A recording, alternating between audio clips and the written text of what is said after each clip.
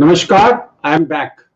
Dr. K.K. Agarwal, President Heart Foundation of India and Confederation of Medical Association of Asia and Oceania. Back with 7 p.m. show, Dr. K.K. Agarwal, Med Talks with Dr. K.K. Agarwal. Sixth show, COVID edition, and every day we call an expert and we discuss on certain aspects of how to remove the fear from the mind of the people. Let's have headlines of the day.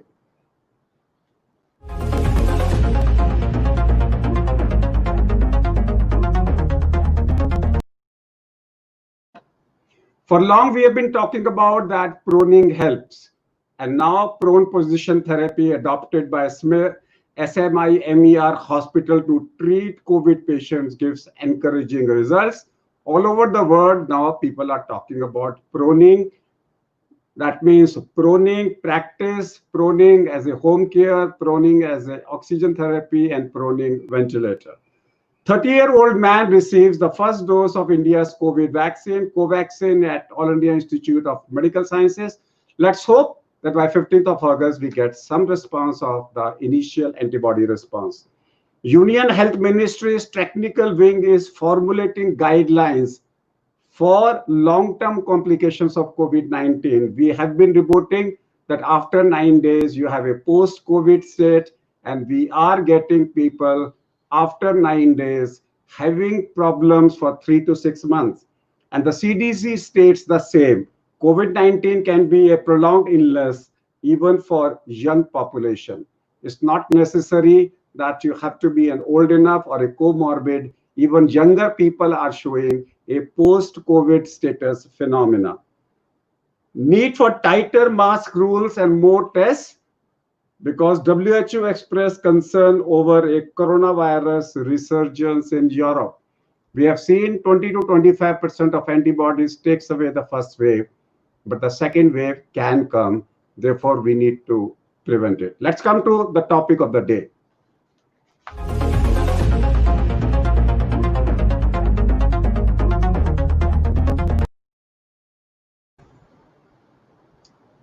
In today's topic of the day, we are talking about Kerala's better. We have been talking about successful modules, and we will be talking about more about other modules in the country. Kerala has the lowest mortality, almost like 0.3%, which is the same as that of Sri Lanka. If we see the Asian countries, we have similar results in India, Pakistan, Bangladesh, Sri Lanka, and Nepal. And Kerala has shown us that it is possible to bring the mortality to 0.3%. So if somebody says, what is the mortality of COVID-19? We would say 0.3%. If the mortality is more than that, we need more public health involvement. To discuss more about it, we have an expert today, Dr. R. Sujit Kumar, who is a professor and chief infectious diseases. He is professor and head of medical education and the nodal officer for COVID-19 in Kerala. He is also the convener, Medical Council of India Nodal Center for Faculty Development from 2010 onwards, and the president of Kerala Chapter Association of Physicians of India.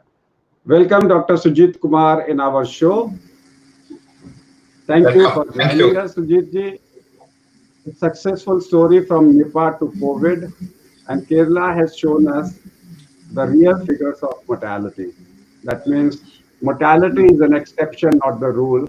And if you do both a public health, if you follow the public health approach, and if you have a good infrastructure for treatment, your mortality can be as low as 0.3%. Even then, Dr. Sujit Kumar, when we had the first case on 31st of January in Kerala, why Indian government did not take it seriously?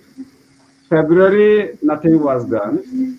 March, on 22nd of March, the interventions came very, very, very significantly. Do you think that if the Kerala model would have been adopted all over the country, things would have been different? Dr. Sujit. Yeah, I think Kerala has made some history in the field of COVID right from the beginning, because When the first case was reported in India from the far-off country called Wuhan, in China and Wuhan, Kerala was at the other end of the continent. And fortunately or unfortunately, we had our first case being identified in a medical student who was studying for MBBS in Wuhan. And since that person was very young, uh, and also the next two cases that followed, they were quite young medical students. All of them recovered, and there was absolutely zero transmission. Nobody else in the state became infected, and this was possibly because at that time, the quarantine and isolation measures were very strictly enforced. The whole machinery of the state government was tuned up in isolating these patients in government medical college hospitals. They were immediately moved off from their original place of healthcare concern to the government medical college, and these patients were well isolated. And practically at that time, we knew nothing about COVID. But fortunately, because it occurred in young, healthy individuals, there was not much of an illness, so they recovered. But I still remember that one of the three patients had to remain in the hospital for as long as 40 days before she became negative. And unfortunately, the second wave also had its debut in Kerala when we had people coming from Italy, one family particularly who came from Italy who sort of bypassed all the airport screening procedures, and two of their elderly parents who were 93 years and 88 years became sick. Unfortunately, even though it was accidentally picked up, we could actually move them immediately to a government medical college hospital, and we had the opportunity to treat those two individuals who had lots of comorbidities, including cardiac problems, diabetes, and he in fact went into ARDS and he was ventilated for 1 day, and lots of problems. But we could actually bring them back to life. And as the disease progressed in the next few months, our major concern was about the inflow from the Gulf countries. Because as you know, Kerala has got a very high Gulf migrant population. So the inflow from these Gulf countries was quite huge. And we had large number of flights coming up with hundreds of individuals. But fortunately, that time also the government machinery was activated very fast. And in the earlier days, the success, whatever we is attributed to Kerala story, was related to identifying, tracing, particularly the contact tracing, and then testing also, which went on parallelly with that.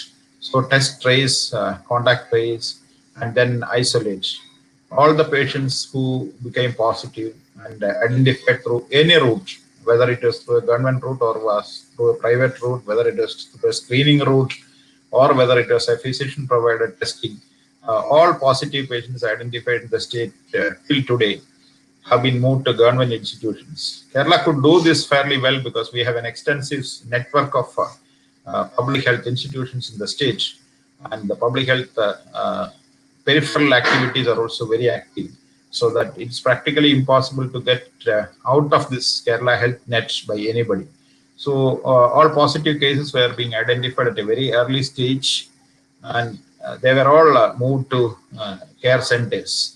So initially we did not have much problems because all the medical colleges, we have a large number of medical colleges in Kerala, particularly in the government setup. So all these people were isolated in government medical college hospitals, which had reasonably good facilities for screening, monitoring, and even ventilation and other facilities. But subsequently, we found that the number is increasing, and as all of us can appreciate, in the last few weeks, things have been going from back to worse. And now, altogether, we have identified something like 18,000 plus positive cases in the state. But our fortune has literally been in the number of deaths, which Dr. Agarwal was rightly pointing out. As KK sir has rightly put it, the mortality among 18,000 positive patients identified, the mortality has been less than 60. So it amounts to a mortality of only around 0.3% or less, which is which is uncomparable to the mortality that is shown in any other part of the world, I must say. But we know that the mortality is increasing now, and now we are seeing more and more cases dying from COVID. But the positive scenario that is happening in Kerala is that cases are being picked up very early. This is attributable to one, the good peripheral health work system, and second, because of the health-seeking behavior of the people, because the literacy and the positive health-seeking behavior of the people have contributed a lot in helping the administration to pick up these cases at a very early stage. In fact, 90%, more than 90% of our patients have been picked up at a stage when they have been totally asymptomatic, absolutely asymptomatic, and based on the testing only they have been inside the hospitals. We had only less than 5% cases who came with serious problems to the hospital, and maybe around another 10-15%. It's almost comparable to that is being reported from any developed country. Another 10 to 15% coming with mild problems, slightly worsening inside the hospital. And when we actually conducted an audit of the deaths that has happened in the state, we found that most of the cases, I must say that almost 100% of cases, except a handful of cases, where there was a lot of comorbidities that were associated. And in fact, many of those cases we would like to call them literally as dying with COVID rather than dying due to COVID. So that was the situation. And in fact, young individuals dying has been an extremely rare affair in the state. Most of the people who have died are actually elderly individuals having comorbidities, and in fact, most of them have died after intensive efforts by the intensivists all over the state to, sort of make them recover. So that is a situation where we are right now. So what we have seen in Delhi, what we have seen in Delhi is the day 3, day 4, day 5, and day 6 are the most important. During this period, if you can do a 6-minute walk test, and if you can demonstrate exertional fall of SpO2, would mean that person has pneumonia as well as a thrombosis, microthrombosis. There, if we shoot them a low molecular weight heparin and steroid, apart from other drugs, that's the time we need to catch. And that is only possible in a setup like where you have a very good peripheral infrastructure. Otherwise, you cannot pick up day 3, day 4, day 5, and day 6. Exactly. So that is exactly the protocol that we also follow here. We in that the earliest suspicion, patients are investigated and they are started on low molecular weight heparin and steroids.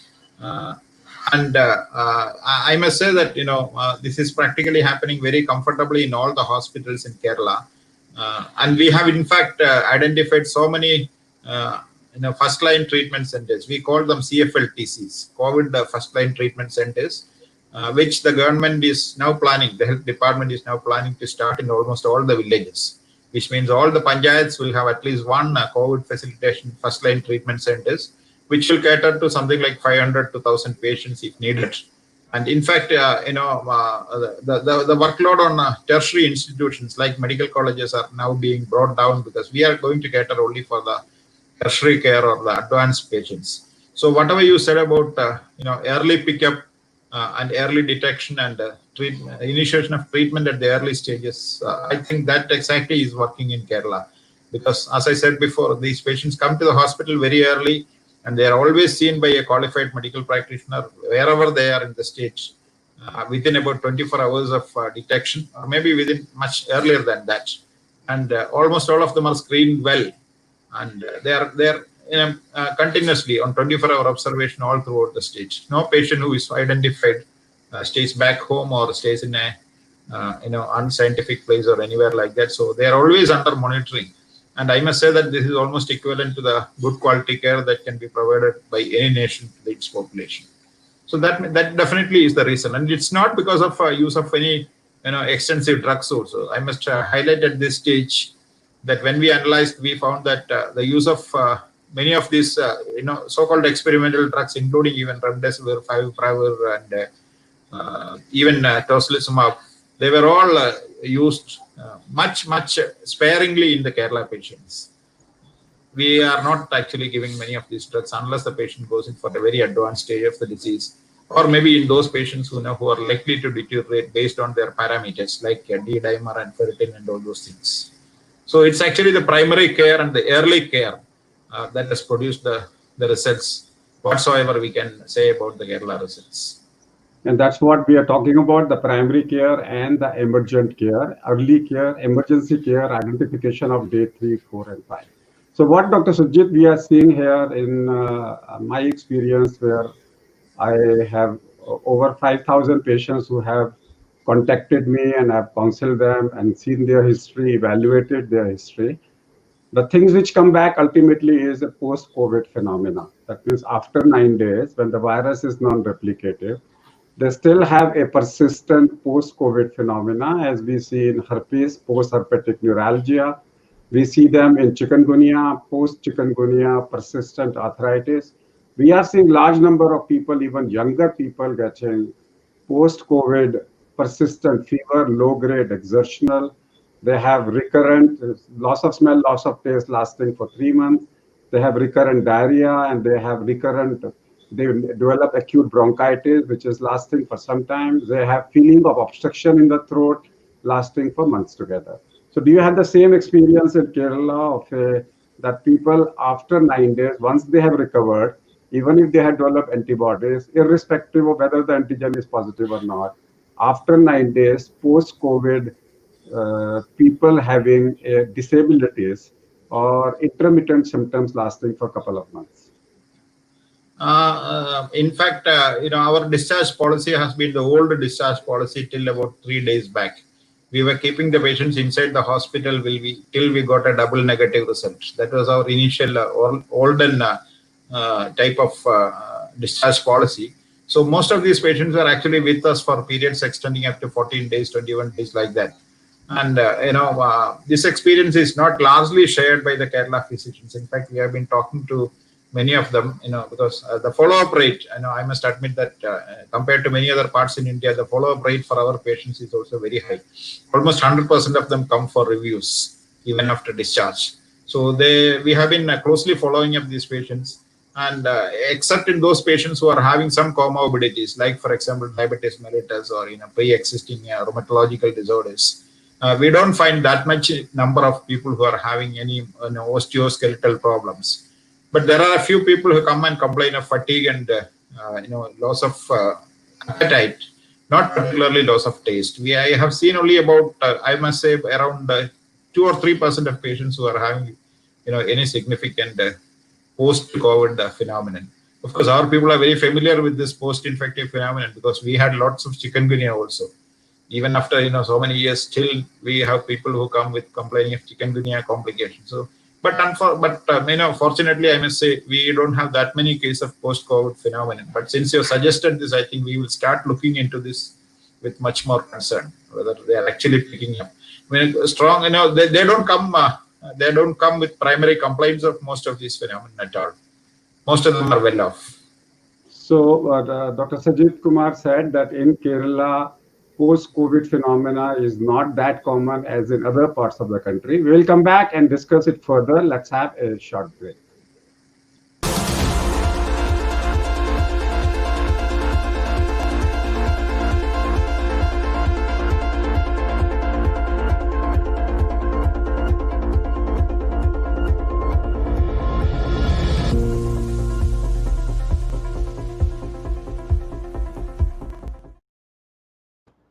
So before the break, you were watching Med Talks with Dr. K.K. Agarwal, and we are continuing it after the break. It's a 7 p.m. show, Med Talks with Dr. K.K. Agarwal. And we were discussing about COVID and post-COVID state. Some people call them as chronic COVID.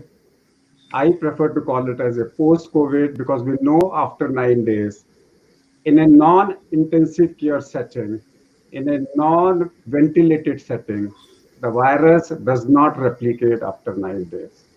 And what we have seen in Delhi, I'd like to share with Dr. Sajit Kumar. I have patients from all across the country who are talking to me on a teleconsultation. Loss of smell and loss of taste, sudden loss of smell and sudden loss of taste with 100% COVID. And these people don't end up into mortality. They don't end up into ventilators. They all recover. Most of them recover of their own. Left eye involvement is typical in COVID. See if you have cough, fever, pharyngitis, and shortness of breath and diarrhea. If you have two symptoms, it is corona-like illness unless proved otherwise. If with these symptoms, one symptom, if you have additional two more symptoms, which can be pain in the ear, pain in the jaw, it can be pain in the teeth, it can be acute headache, it can be abdominal pain, nausea, vomiting, or anorexia, it can be right iliac fossa pain, it can be ureteric pain. Take it for granted that you are facing a corona-like illness. All patients will recover and shall recover unless you have a phenomena called COVID pneumonia with thrombosis, which means that on day 3, 4, 5, and 6, on exertion, on walking for 6 minutes, you develop fall of oxygen by 5%. From 98, if it becomes 93, you know that you have happy hypoxia. And at that particular state, if you are being treated properly, you are bound to recover. What we have seen is once you are giving a low dose steroid for 10 days, hydroxychloroquine being an anti-inflammatory now will play no role. We know that NSAIDs, once you give steroid, there is no role of NSAIDs. HIV drugs will only work if you have a low CD4 count.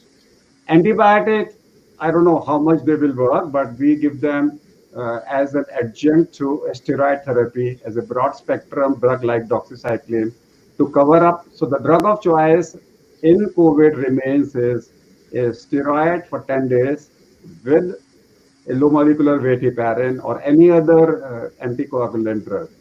Only if you are found to have a hypoxia on exertion, all other patients will recover of their own. That's my experience with over 5,000 patients which I have interacted with that.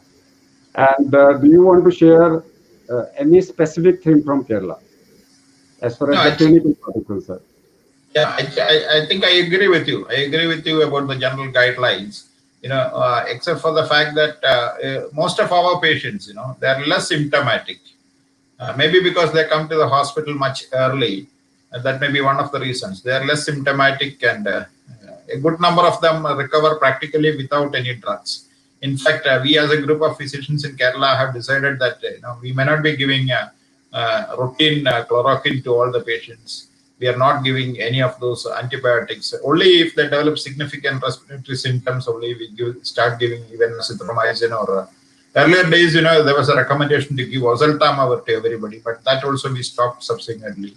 So we give those to only those patients who are having significant amount of respiratory symptoms. But otherwise, they are just treated based on their general symptoms, and most of them do not require any drug.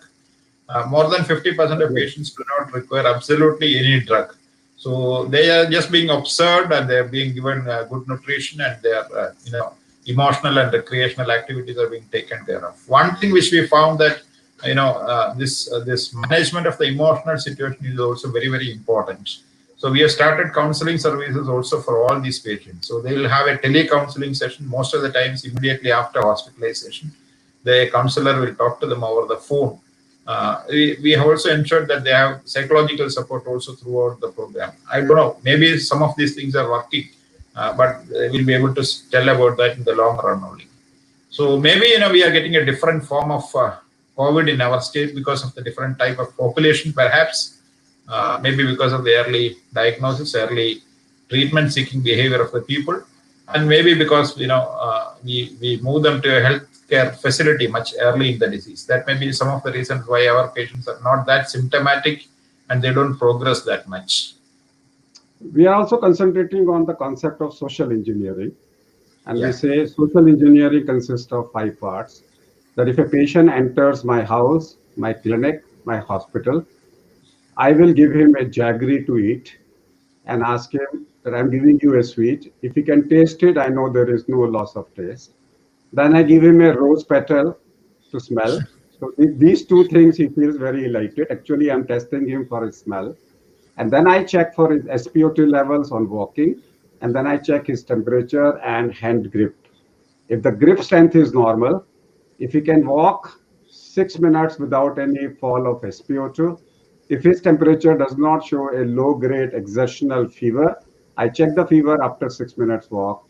And if you can smell the rose and if you can taste the jaggery, I know I'm not dealing with any asymptomatic corona infection.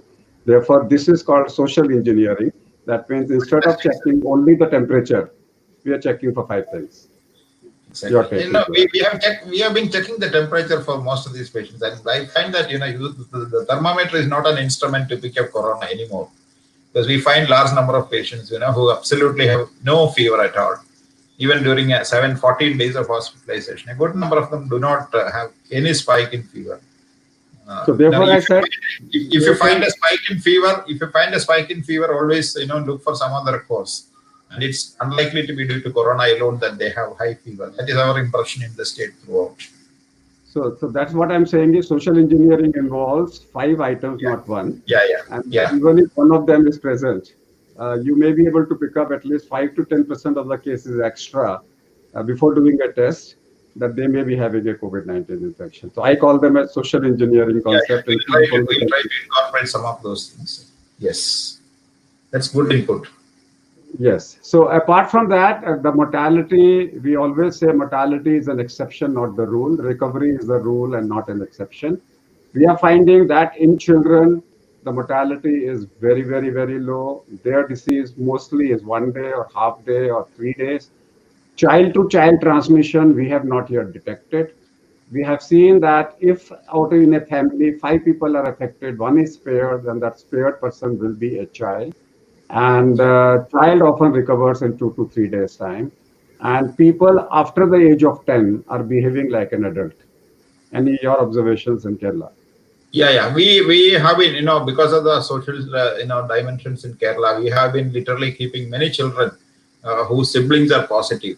They stay in the same room because we had situations where the father, mother becomes positive, and maybe unfortunately one child becomes positive, and then then they might have another 1 or 2 children with them. So for practical social purposes, we put all of them in the same room, and we have seen that the family staying together, the sibling who is not affected practically never becomes affected, and that child, in spite of one of the siblings being affected and in spite of both the parents being affected, the other siblings are not getting affected and they're not getting infected. We had situations where an uninfected sibling had stayed with their parents for a period of 32 days, but the child never became infected. We were checking almost every week for the infection. So it's true that the children are less infected and they don't develop much complications. We do not know the exact reason. One of the reasons, which comes from the international literature, is perhaps related to the vaccination strategy for the children. Kerala is one state which promotes, I don't know whether it is really scientific, but which promotes MMR vaccine to all the children. Most of the children, 90% of children in Kerala gets the vaccination for MMR by paying from their pockets, because it's not free. So I don't know whether that is actually protecting our children also to a large extent. We are, a couple of us are thinking of propagating that MMR vaccine and BCG vaccine should be given in adults. Even as on today, it may help. So this is a ideology. Some of us are working on it. Maybe we may come back with, at least in our patients, we'll start trying that. The time is less. I have only a couple of minutes left. And the other thing, sir, the other thing that we have been using extensively is actually the use of convalescent plasma. Yes. And we have found that it's useful in 90% cases. 90% of cases who have been given convalescent plasma literally recovers. And it's quite simple because you only have to search for somebody with the same blood group and then get things done. Because we have the plasma fractionation units in almost all the districts. In fact, in many hospitals, even within the districts. So that is also working wonders now. That I must say that, because rather than going for very costly treatments, this is one thing which India can look forward to. So I want to ask the last question to raise a point that the positivity rate in Kerala is 2%. And what I would like to know in Kerala is, do we have a zero surveillance? In Mumbai, it is 28%. Pakistan is 30 to 40%. Delhi is 23.8%, who has already developed antibodies. Do you have any data of a zero prevalence in Kerala? We are actually conducting the sort of prevalence study, sir. Right now, it's mostly the antigen test that is becoming popular now. But as far as zero prevalence tests were done, which were done earlier, the prevalence is found to be very low. I don't have the exact figures, but I think it's less than 5% or something. That is the value that has been found. But it has been a very small study. It's not a very extensive antibody study. In fact, we had planned antibody tests for lakhs of people, but then that was the time when the antibody tests run into disrepute. So we had actually called back all those kids. So I think So we we'll have, be doing that. let me end by saying we have two states, Delhi, who has been able to control the disease after getting 23% of its population affected. And we have, on the other hand, if you have education and if you are educated people, you can have the same results, even better results with only 5% of seroprevalence. So you can control your disease. So remember the formula: if you can prevent, why not? And if you get it, so what? The disease is not that fatal. Let me thank Dr. Sajit Kumar to be here with us for a wonderful deliberations with us. And he has shown us the way from Nipah to COVID-19. And we will come back with another show tomorrow, 7 p.m. Met Talks with Dr. K.K. Agarwal. Stay tuned. Thank you. Namaskar.